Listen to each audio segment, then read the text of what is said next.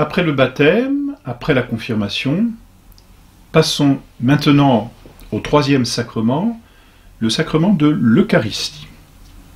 Il y a une analogie, on l'a vu, avec la vie naturelle.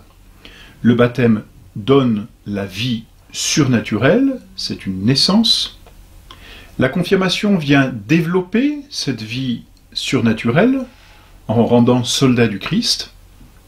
L'Eucharistie, le troisième sacrement donc que nous abordons maintenant, vient nourrir la vie surnaturelle, c'est-à-dire vient l'alimenter. C'est le troisième sacrement. Le sacrement de l'Eucharistie est un sacrement assez difficile, assez complexe, et il faut l'entendre en deux sens, c'est-à-dire que nous le verrons en deux grands moments. Le premier moment, c'est l'Eucharistie comme sacrement, et c'est le plus grand sacrement, nous le verrons. Mais ensuite, et c'est le deuxième aspect, la deuxième réalité, c'est que ce sacrement se réalise dans un sacrifice.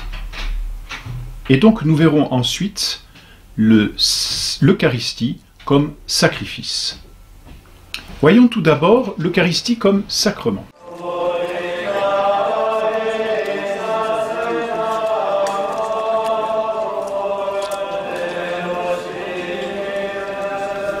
L'Eucharistie est un sacrement. Que veut dire ce mot d'Eucharistie?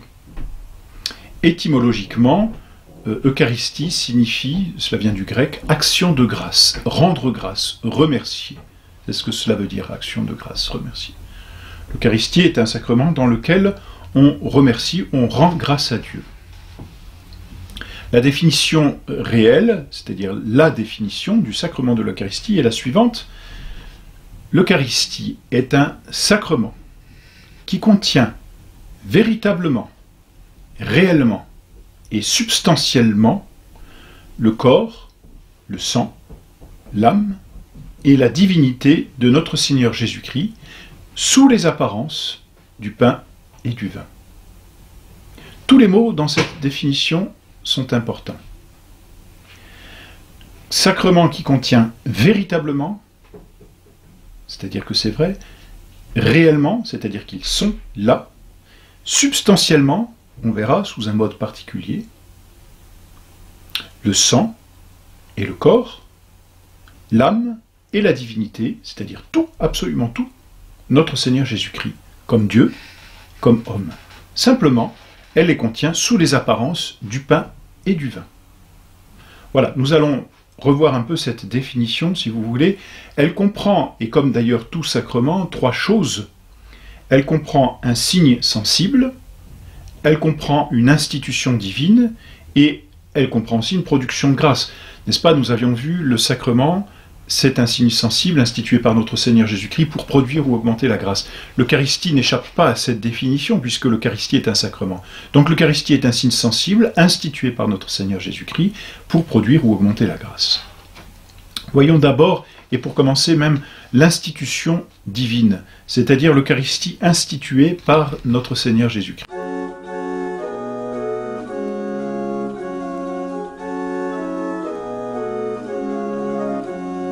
Notre Seigneur Jésus-Christ a institué ce sacrement, vous le savez, le jeudi saint, la veille de sa mort. On a le récit chez les apôtres dans les synoptiques et on l'a aussi chez saint Paul. Notre Seigneur prit du pain, le rompit, rendit grâce à Dieu, le bénit et puis le donna à ses apôtres en disant « Prenez et mangez ceci est mon corps ». Voilà les paroles mêmes de l'institution divine.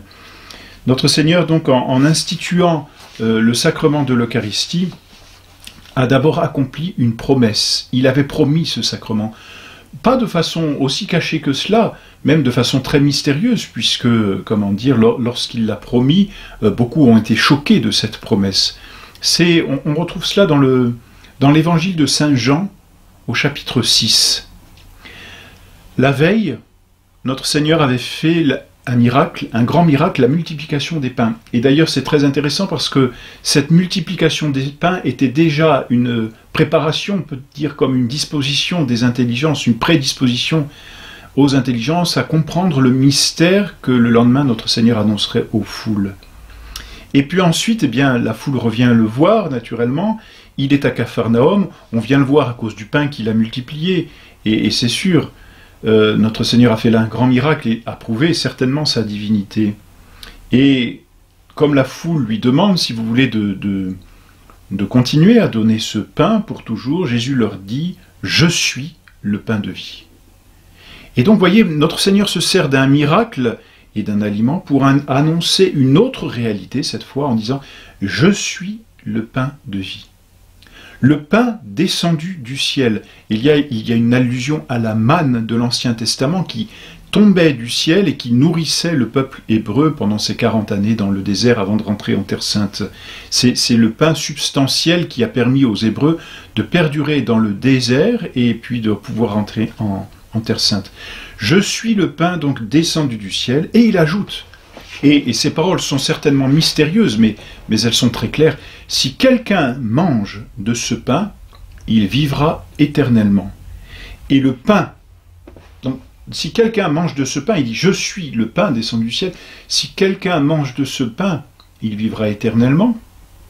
Et il ajoute, et le pain que je donnerai pour la vie du monde, puisque c'est un pain qui fait vivre, c'est ma chair.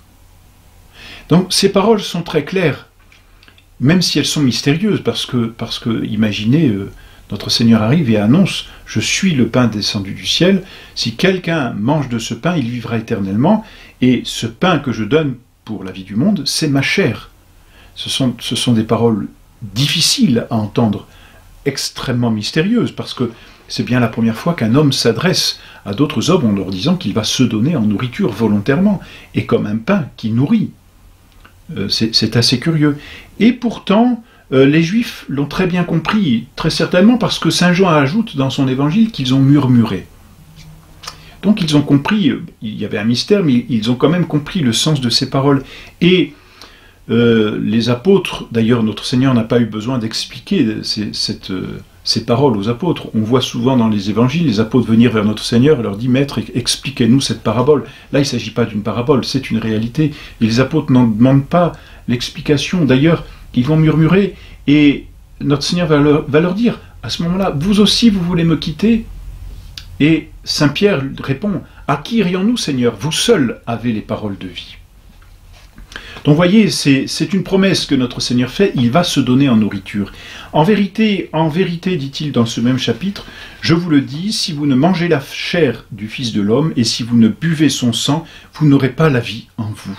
Celui qui mange ma chair et boit mon sang a la vie éternelle en moi, et je le ressusciterai au dernier jour, car ma chair est vraiment une nourriture et mon sang est vraiment un breuvage.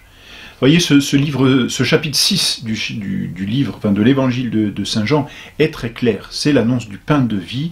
C'est vraiment des paroles dans lesquelles notre Seigneur promet de se donner en nourriture aux âmes. Donc c'est la promesse du sacrement de l'Eucharistie. Et ensuite, bien, notre Seigneur va accomplir cette promesse, ce sacrement de l'Eucharistie, il va l'instituer le jeudi saint, lorsqu'il est réuni au Cénacle avec ses apôtres. Et il va l'instituer d'une façon très claire en disant « Ceci est mon corps ». Quand il donne, dans le récit même, n'est-ce pas, dans le récit même de l'institution de l'Eucharistie, notre Seigneur ne dit pas ceci est l'apparence de mon corps » ou « ceci ressemble à mon corps » ou « ceci est la figure de mon corps ». Il dit « ceci est mon corps ». Et l'on sait combien notre Seigneur avait un langage très clair, très net et très rempli de vérité. Donc notre Seigneur dit « Ceci est mon corps ». Puis vous le savez, ensuite il prend la coupe pleine de vin et il dit « Ceci est mon sang ». Voilà le testament de notre Seigneur Jésus-Christ. Le testament, c'est-à-dire ce qu'il nous lègue, ce qu'il nous donne. Le testament, c'est-à-dire l'héritage auquel nous avons droit, qu'est-ce que c'est? C'est son corps, c'est son sang. C'est-à-dire sa propre vie. Car comme nous l'avons dit, le corps, le sang, mais aussi l'âme et la divinité de notre Seigneur sont présents dans ce sacrifice, dans ce sacrement, pardon. Voilà donc pour l'institution, et saint Paul va reprendre ces paroles même de l'institution, va narrer lui-même dans une de ses épîtres, c'est la première aux Corinthiens, je crois. Saint Paul va raconter, va redire l'institution même, et elle ne diffère pas essentiellement du texte des évangiles. Et ensuite, il va très clairement dire aux Corinthiens, celui qui mangera le pain ou boira le calice du Seigneur indignement sera coupable envers le corps et le sang du Seigneur. Donc les paroles de saint Paul sont aussi très claires, c'est bien le corps et le sang de notre Seigneur qui sont réellement présents dans les espèces du pain et du vin. Voilà, on retrouve cette vérité chez tous les pères de l'Église, et je dirais d'une façon, parce que c'est un mystère, notre Seigneur Dieu présent réellement sous les apparences du pain et du vin, mais ces mystères sont comme confirmés, ce sont disons des preuves apologétiques, par tous les miracles que l'on peut voir, les miracles eucharistiques, n'est-ce pas, qui sont très nombreux, avec le sang qui coule, avec des analyses qui ont été faites, avec certaines profanations, ou des hérétiques ont voulu profaner les saintes espèces et ont finalement assisté à des miracles, de véritables miracles authentiques, reconnus par l'Église et que l'on peut même toujours admirer. Et puis il y a aussi par exemple ces miracles qui sont faits à Lourdes. Vous savez que devant les malades, le prêtre passe auprès des malades et avec le Saint-Sacrement, c'est-à-dire avec l'Eucharistie, renfermé dans un très bel ouvrage doré qu'on appelle un ostensoir, le prêtre passe sur les malades et fait un signe de croix avec l'Eucharistie et il y a des miracles. S'il y a des miracles, ces miracles viennent confirmer, si l'on peut dire, la présence de la Sainte Eucharistie dans le Saint-Sacrement. Donc notre Seigneur Jésus-Christ est vraiment, réellement présent dans le Saint-Sacrement.